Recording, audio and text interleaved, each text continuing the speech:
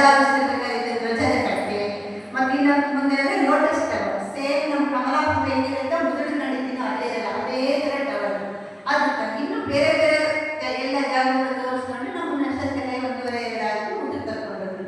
Restaurant ಇಲ್ಲ restaurant ಅಲ್ಲಿ ಹೋಗ್ಬಿಟ್ಟು ಊಟ ಮುಗಿಸ್ಕೊಂಡು ಊಟ ಅಂದ್ರೆ ಫುಲ್ಲು ವೆಜ್ ನಾನ್ ವೆಜ್ ಎರಡು ಮಿಕ್ಸ್ ಇರುತ್ತೆ. ಕೆಳಗಡೆ ಅಂದರೆ ಹೆಸರು ಬರೆದಿರ್ತಾರೆ ಇಂಥದ್ದು ಇದು ಅಂತ ಹೇಳ್ಬಿಟ್ಟು.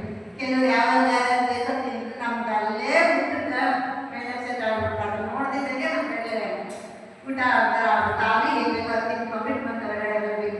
ಅಲ್ಲಿಂದ ಮ್ಯಾನೇಜರ್ ನಮ್ಮನ್ನ ಇಲ್ಲಿ ಪಾರ್ಕ್ ಅಲ್ಲಿ ಏನೂ ಇಲ್ಲ, ಊಟದ ಪಾರ್ಕ್ ಸುಮಾರು ಒಂದು 5-6 ಕಿಲೋಮೀಟರ್ ದೊಡ್ಡದೇ ಇರ್ಬೋದು. ಅಲ್ಲಿ ಒಳಗೆ ಎಂಟ್ರಿ ಹೋಗ್ತದೆ ದೊಡ್ಡ ಬುದ್ಧ ವಿಗ್ರಹ, ನಮ್ಮ ಶ್ರೇಣಿ ಬುದ್ಧ ಅಷ್ಟು ದೊಡ್ಡ ಬುದ್ಧ ವಿಗ್ರಹ. ಅದೇ ಬುದ್ಧನಿಗೆ ಬಹಳ ಪ್ರಾಮುಖ್ಯತೆ ಇದೆ. ಅಲ್ಲಿ ಒಳಗಡೆ ಹೋಗಿ ಬುದ್ಧ ನಮಸ್ಕಾರ ಮಾಡ್ಕೊಂಡು ಪಾರ್ಕಲ್ಲೆಲ್ಲ ಸುತ್ಕೊಂಡು ಬೇರೆ ಏನೂ ಇಲ್ಲ. ಈ ರೋಡಿಂದ ಆ ರೋಡ್ ಪಾರ್ಕ್, ಇಲ್ಲಿ ಬಸ್ ಹಿಡಿದ್ರಿ ಮತ್ತೆ ಅಲ್ಲಿ ಹೋಗಿ ಬಸ್ ಹಾಕ್ತಾರೆ ಹತ್ಕೊಂಡು ಮತ್ತೆ ಅಲ್ಲಿ ಮುಂದೆ ಒಂದು ಕಾನ್ಫರೆನ್ಸ್ ಆಗುತ್ತೆ. ಅಲ್ಲಿ ಏನಿದ್ರು ರಾಜಕೀಯ ವಿಷಯಗಳು ಏನೇನು ಅವಶ್ಯ ಮಾಡಿರ್ತದೆ ನಮ್ಗೆ ಹೆಂಗೆ ವಿಧಾನಸೌಧ ಆ ಥರ ಆಗಿದೆ.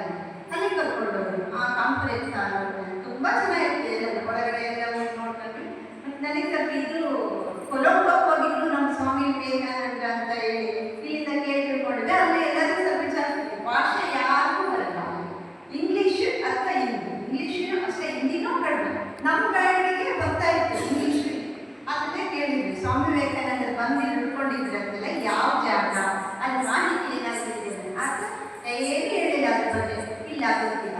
ಮತ್ತೆ ಕಾನ್ಫರೆನ್ಸ್ ಆಗೋವಾಗ ಅಲ್ಲಿ ಕೇಳಿದ್ವಿ. ಅಲ್ಲಿ ಎಲ್ಲ ಸಾಕಷ್ಟು ಜನ ಅಂದರೆ ಯುವಕರು ನಮ್ಮ ಸಂತೋಷ ಶಾಲಾ